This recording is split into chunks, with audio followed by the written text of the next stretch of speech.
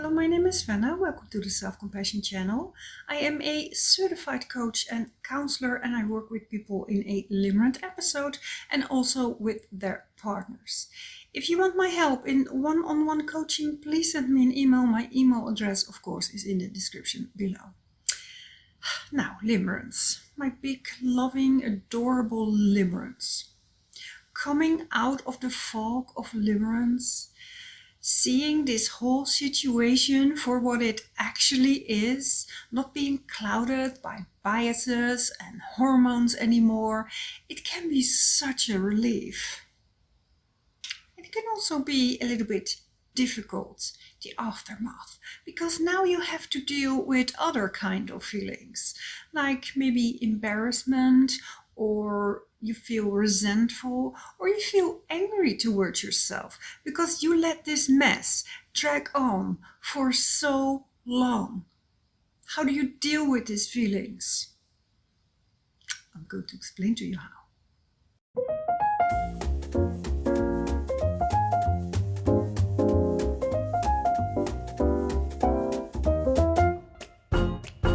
Coming out of the fog. When limerence starts to fade and you start to feel more like your old self again, it's such a relief to calm down like that. On the other hand, we kind of have to lick our wounds and pick up the pieces and continue with our lives, or what's left of it. This is a grieving process, and we have to come to terms on what the fuck happened here. And the aftermath can be quite long, since grieving processes can take quite long. So we have to bring a lot of self-compassion to deal with these emotions. It's so important. And I know that not all limerents were dealing with a unclear other, but most of us were. Most of us had poor boundaries coming and going from both ways. Yeah, that's why we became limerent in the first place. That's the whole main ingredient of this limerent episode. And we can be full of regret when we're getting out of it.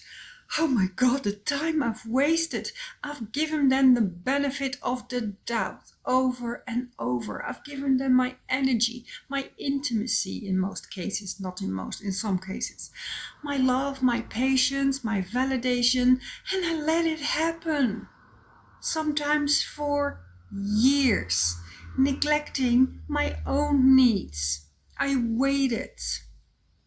I was waiting forever as a freeze response, hoping that someday things would change, that miraculously they would change. Or maybe you claimed the other too much who was not your partner. You felt entitled to them where you were not. Or you showed behavior that you're not really proud of. Maybe you are or were confronted with your own flaws, your own codependent behavior. Maybe the other called you out, or you had a big fight with them, or the other got annoyed and you feel embarrassed. And that's a whole other process. And some people get really angry at the other, and some people get really angry at themselves, and sometimes it's a mix, and some people cannot get over the shame. Why did I accept this shit for so long? Why did I let them behave? And why did I behave so weirdly? Why didn't I just say goodbye? I don't like this anymore, okay, goodbye, and leave it at that. Why didn't I set clear boundaries towards the other, but also towards myself? Well, it was because you were too close.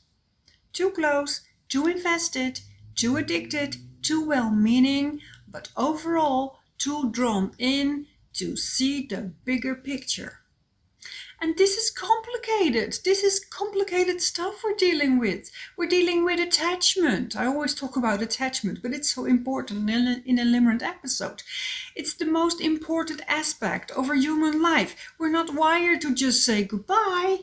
Yeah, okay, bye. I've spent years thinking about you and I feel super attached to you, but now I don't like it anymore. I'm just gonna walk away and not feel anything. No, we don't work like that, and we shouldn't work like that. We also have the addiction aspect of limerence. You slowly trained your brain into an addiction subconsciously, and we needed the other to regulate our mood at one point. Of course, you're not going to walk away just like that when you need the other or contact with the other to regulate your freaked out nerve system. Then we have hope.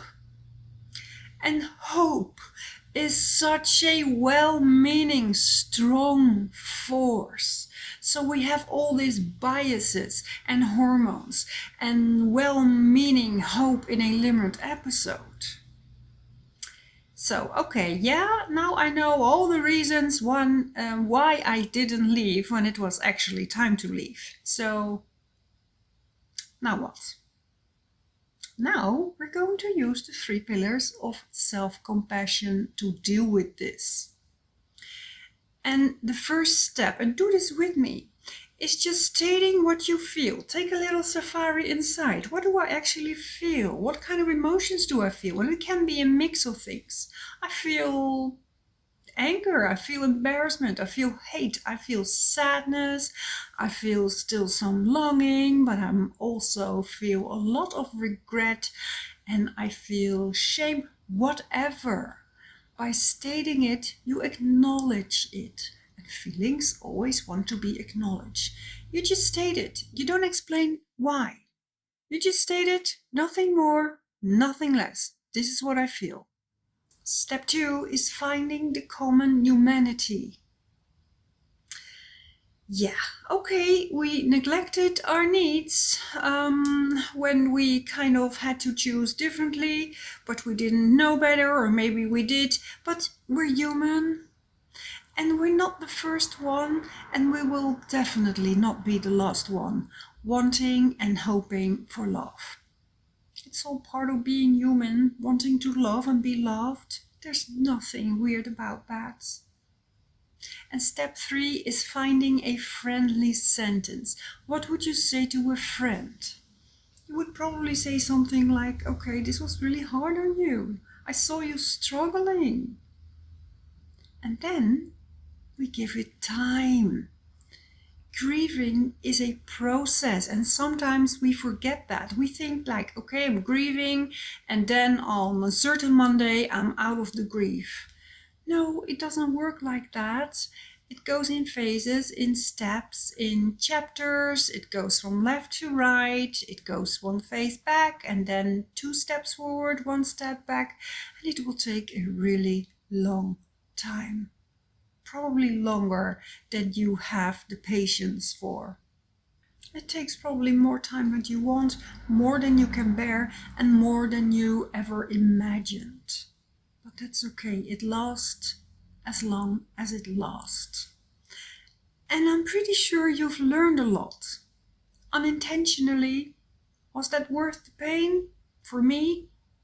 Hell no. I was fine before my limerent episode began, and I would have gladly skipped it. This whole lesson, this living nightmare, I would have gladly not learned from it. But it happened and I did learn a lot from it. I don't see this as this divine journey. It can be for some people. For me it was not. It was freaking long and freaking painful. But okay, it happened and I have to deal with it. And I approach myself with a lot of self-compassion. And the good thing about self-compassion is that it's very practical. Just do this 5 minutes per day. You state what you feel, you find a common humanity, and you make a friendly sentence. And that is how you deal with the aftermath of limerence. If you want my help in your limerent episode, please contact me. I work with you. I don't have anyone working for me, so you will be dealing with me. You will not be dealing with anyone else. And for now, I want to thank you so much for watching this video, and I hope to see you in another video. Bye.